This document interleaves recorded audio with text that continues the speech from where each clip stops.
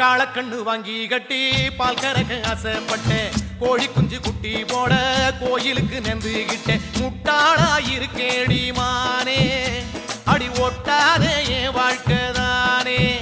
ரொம்ப முட்டாளா இருக்கேடி மானே, அடி ஒட்டாதே என் வாழ்க்கைதான்.